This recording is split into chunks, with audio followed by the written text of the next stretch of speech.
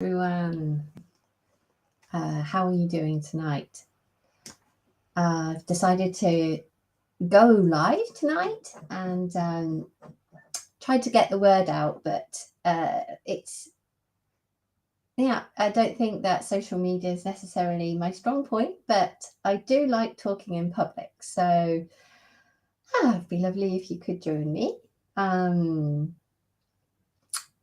So I'm going live from my home, and I'm going to talk to you about my mother tongue today, and just how I realized how important it was. So you will have seen that just recently I changed my my job, and I decided to go freelance as a translator and an English teacher. I've been translating for about 15 years now, and I discovered my passion for bilingualism, as you can see, simply by learning how to translate, and then eventually by also having children. They are British, but they've grown up in France, so they've grown up with 2 languages. And I think part of me just thought, well, they're just lucky, and they've got this amazing opportunity to speak 2 languages right from day one, which I didn't have. I spent a lot of time and a lot of money learning languages, and it's been an amazing journey, and I'm still learning languages today. But I believe that the real strength of languages is in children, and as adults, of course, we can learn languages and so on, but it just doesn't come quite as naturally. So I'd like to welcome you here today, and it would be great if you could just let me know if you're actually on, and I can kind of say hello to you. So I'm going live today from YouTube, Restream on YouTube, and also on Bilingual Babe and Bear. So Bilingual Babe and Bear is coming up. That's where you can actually find all my tips and basically find out all about what I do, find out about my classes, find out about my bilingualism methodology. So as I explained, I'm a translator, but I'm also an English teacher. And I discovered the strength of bilingualism through my children who have both English and French. And they were the real inspiration for writing this book last year. And the real key I find to bilingualism is simply transmitting your mother tongue. So that's why, say, the key is knowing what your mother tongue is and knowing how to transmit it. Those are the 2 main things I'm going to talk about today. So without further ado, just going to check that I'm actually going live on YouTube.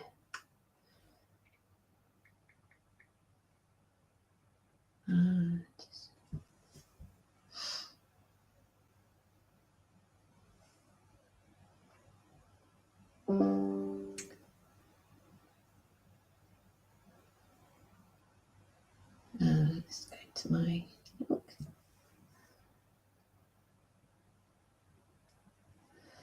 So hello everyone.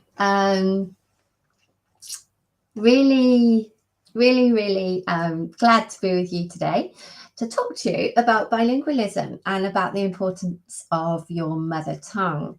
So basically, when we grow up, we all speak a language.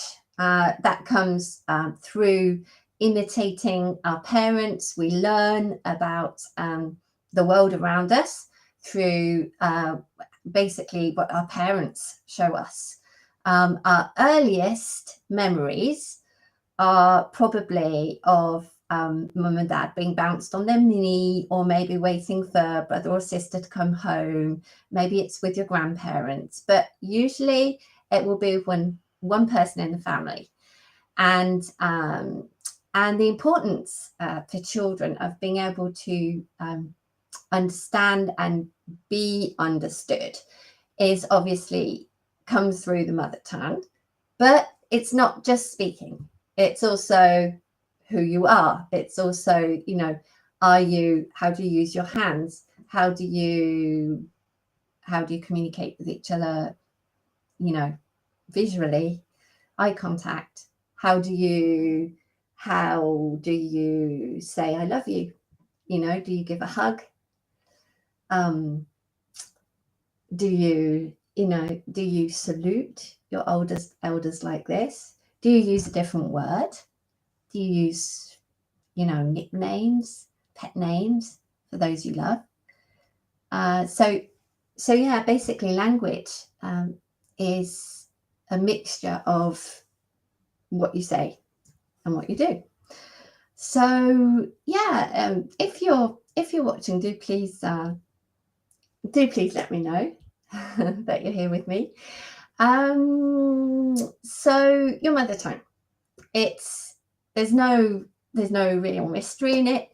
It happens through your mother, but it also happens through your father.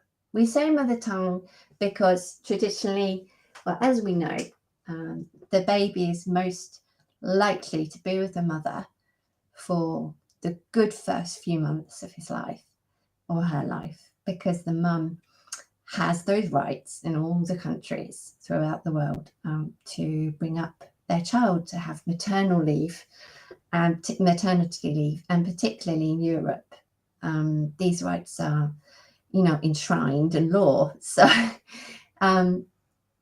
the language that the mum sort of will meet the needs of a child will be in the one she has right from her childhood.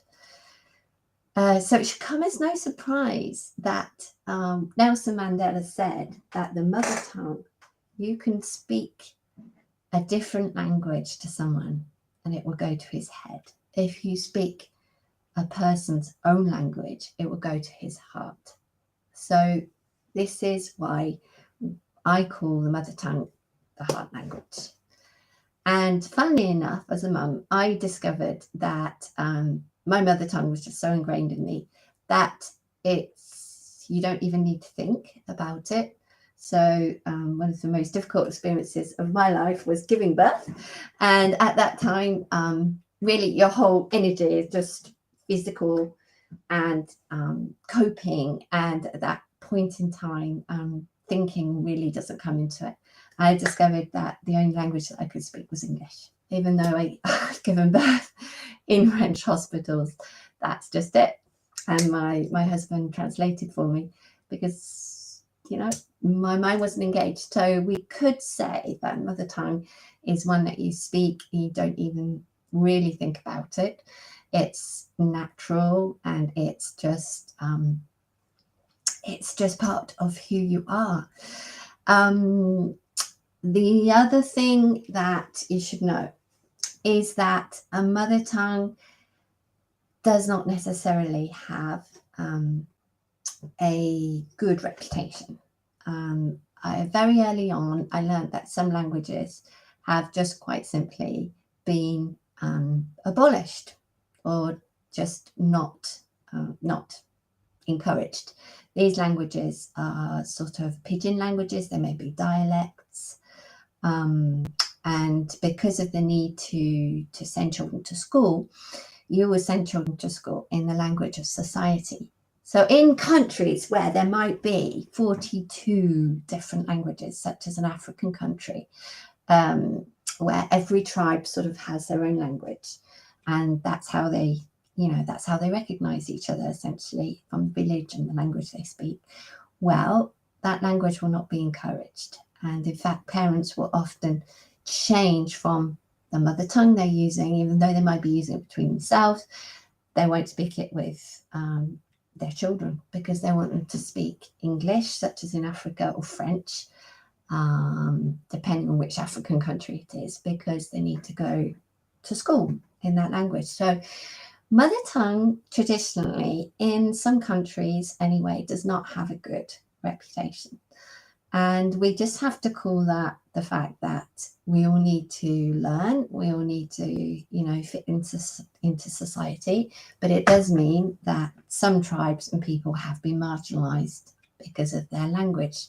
We might talk about the Aborigines, for example, in Australia, or the Native Indians in America.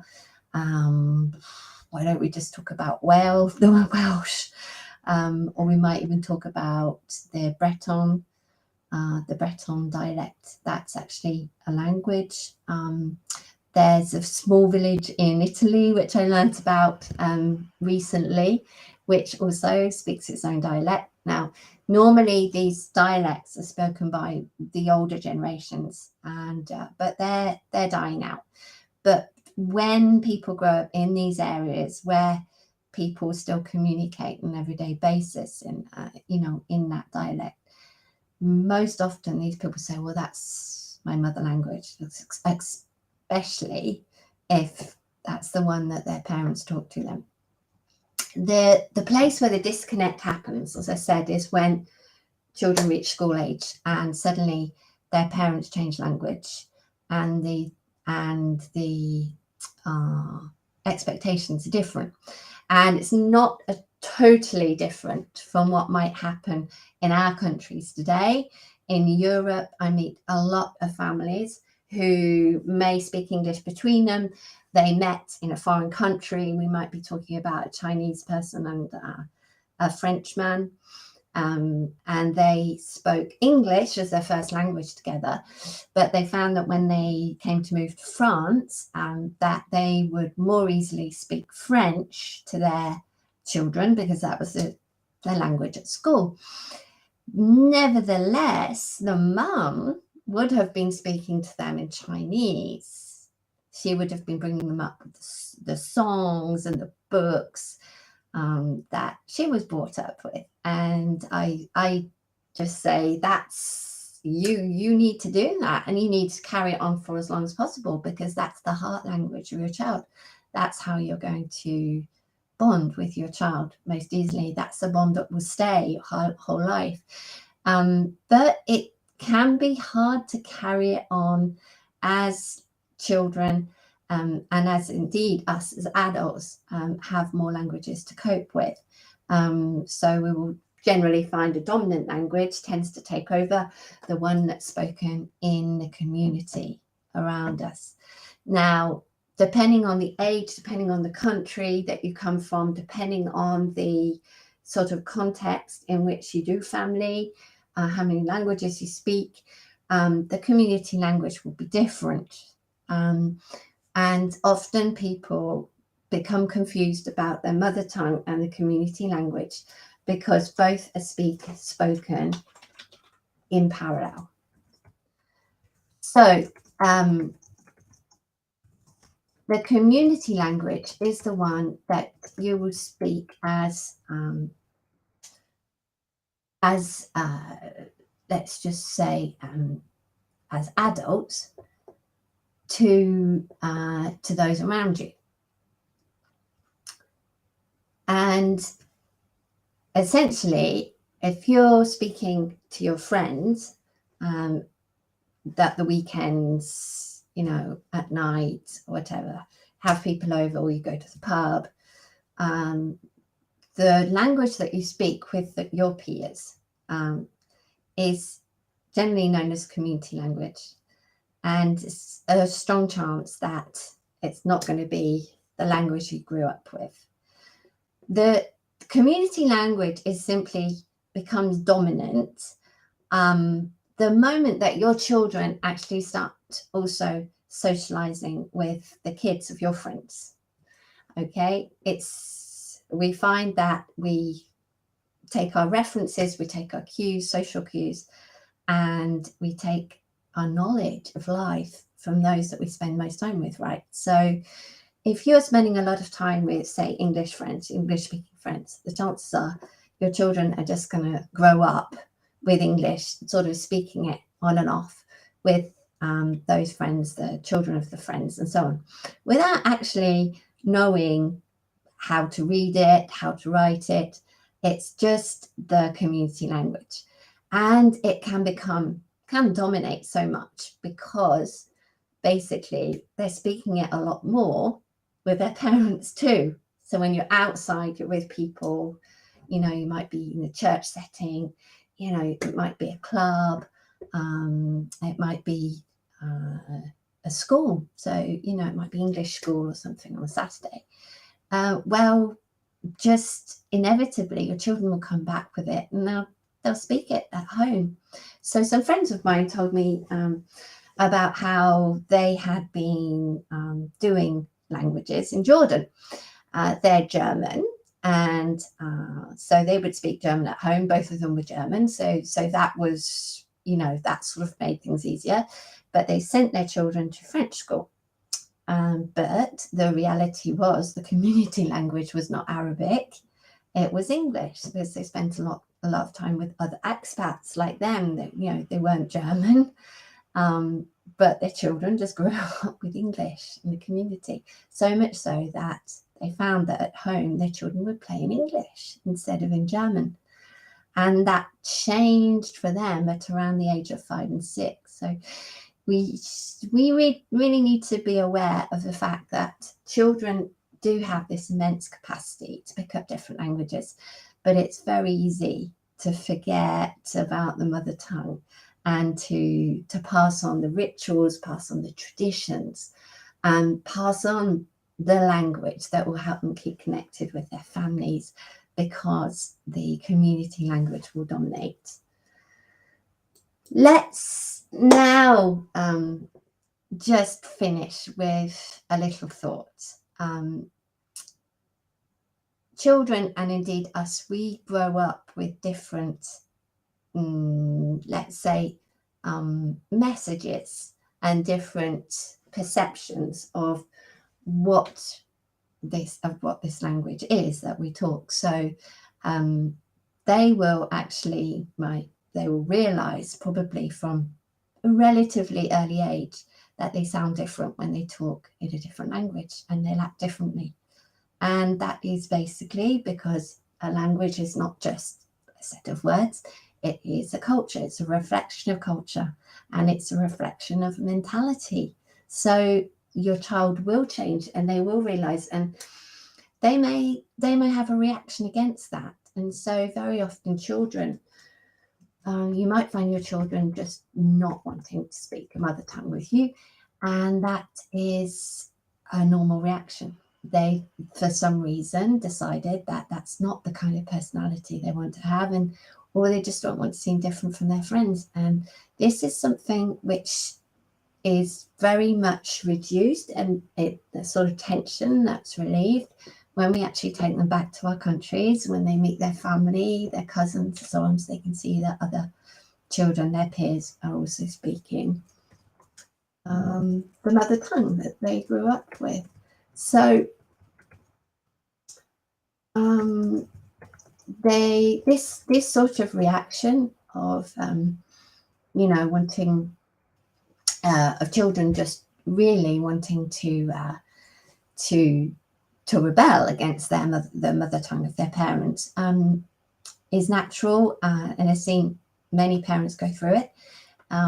Those parents who actually decide that they're going to stick to speaking their mother language, just as they did when they were younger, generally find that their children will come back into it and maybe even start speaking the mother tongue between themselves, if their parents are really dedicated.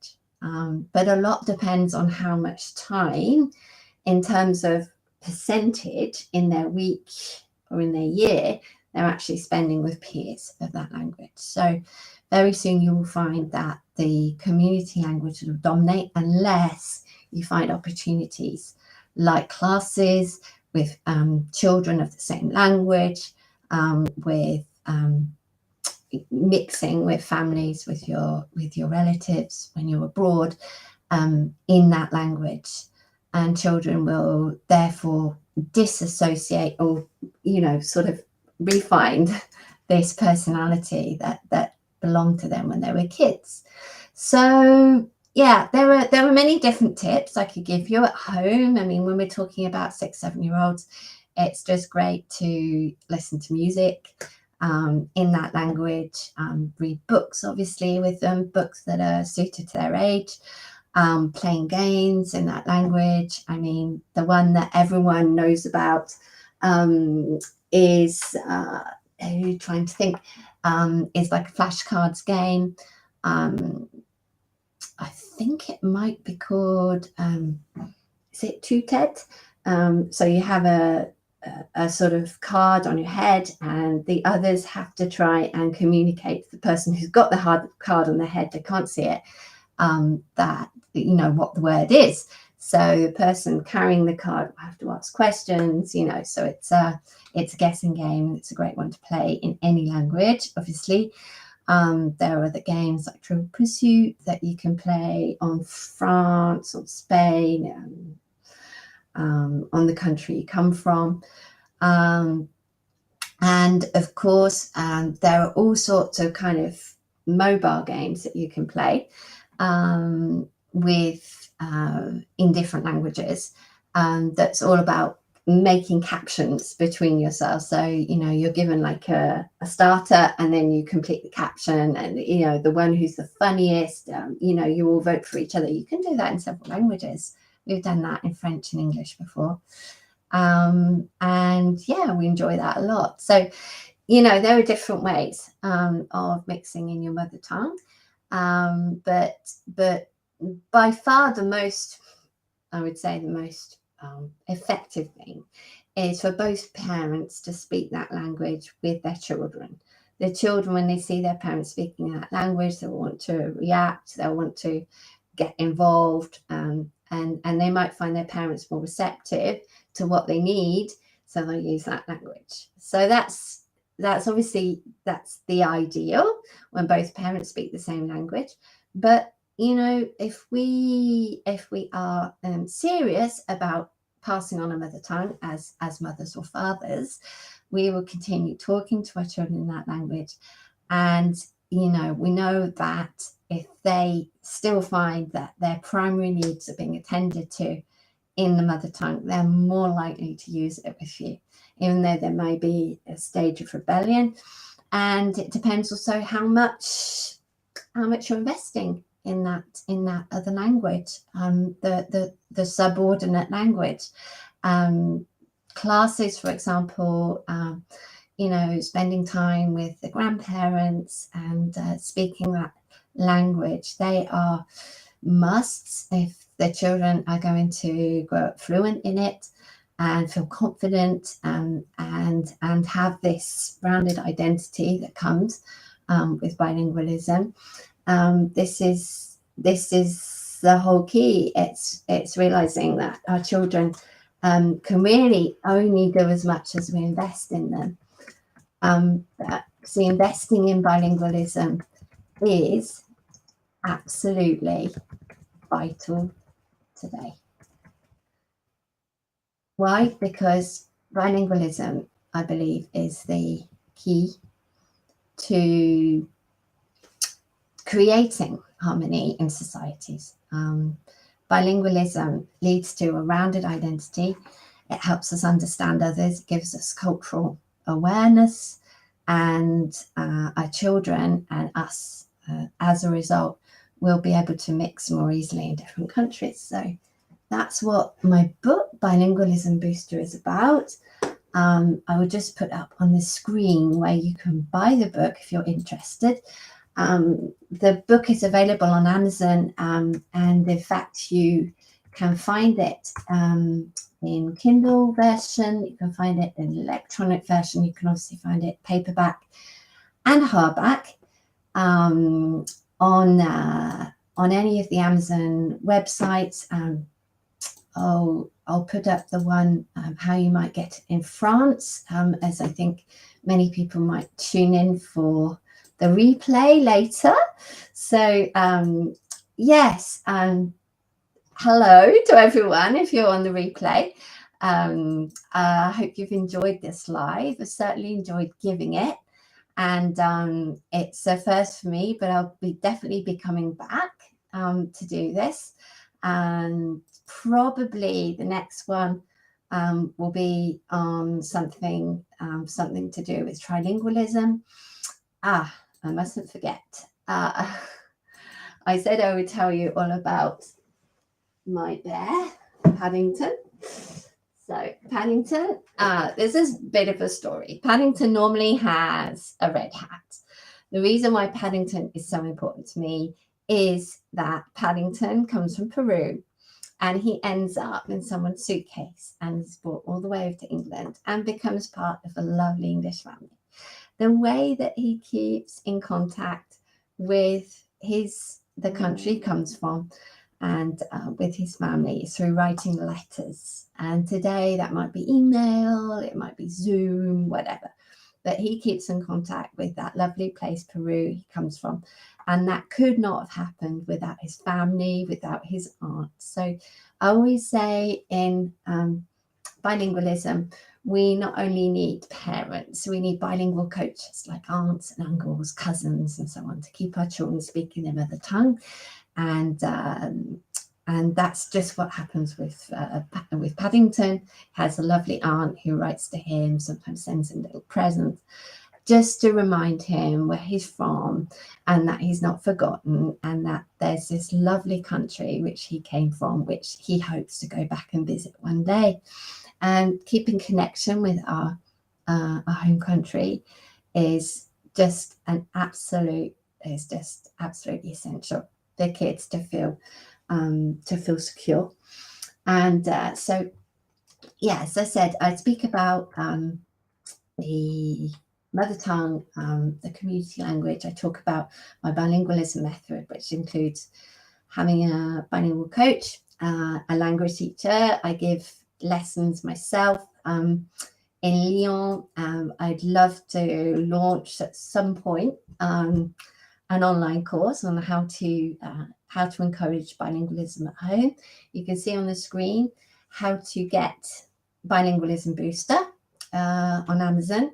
It covers 3 stages in childhood all the way up to the age of 18, and how we can become fluent in other languages as a young adult. So it's got great reviews,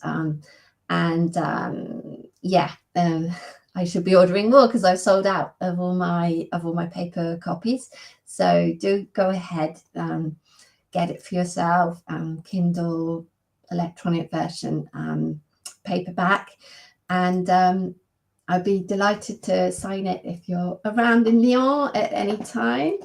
So yeah, I just like to launch a little challenge for you. What will be the thing that you do this week with your children to speak the mother tongue with them?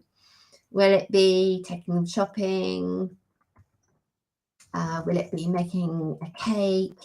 Remember that children just love associating doing stuff with experience and stuff. So I often do craft activities in my language classes because they're experiencing the language, they're interacting with each other that way. So making cakes at home, gardening, just spending time having fun is absolutely essential to feel relaxed, and we speak a new language much more easily when we're relaxed. So make sure you're doing an activity that your child enjoys, which will just mean that it'll be a lot more likely to play along with a game. So at the end of the day, it is a game.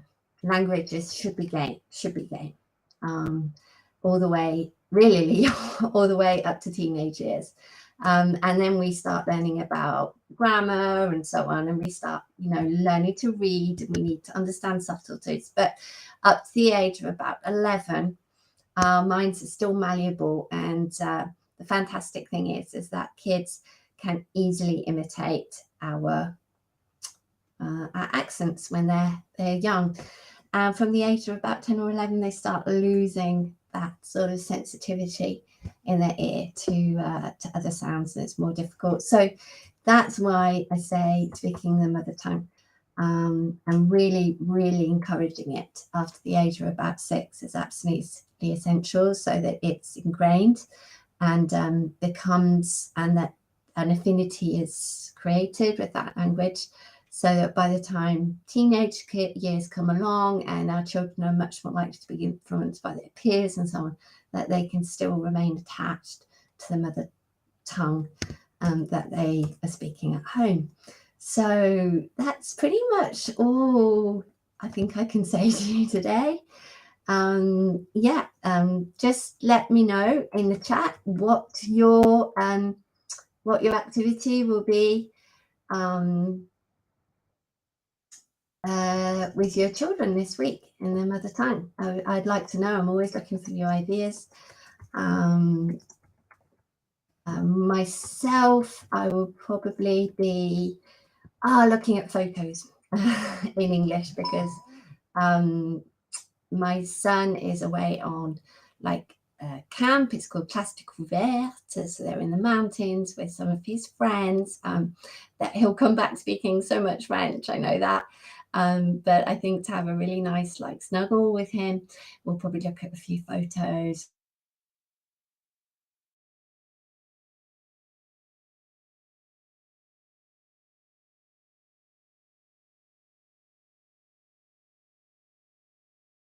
That he was he was in the mountains talking French with his friends, and at school, and so we'll make that connection this weekend so that he can go back to school. They can talk about what they did the week before. So really looking forward to hearing some of your comments about today's live. I'll send it to you. So those watching replay, welcome. Thank you for following, and I'm sure I'll be back soon with another webinar, a live or webinar, probably on speaking 3 languages at home. So I'll enjoy seeing you there, and be in touch soon.